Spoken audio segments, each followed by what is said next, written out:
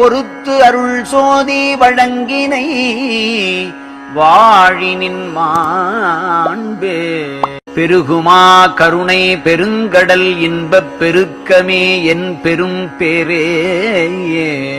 உருகும் ஓர் உள்ளத்துவட்டுராதினிக்கும் உண்மை வானமுதமே என்பால் கருகும் நெஞ்சதனை தளித்திட புரிந்த கருணையம் கடவுளே விரைந்து வருக என்றுரைத்தேன். வந்தருள் சோதி வழங்கினை வாழினின் மாண்பே.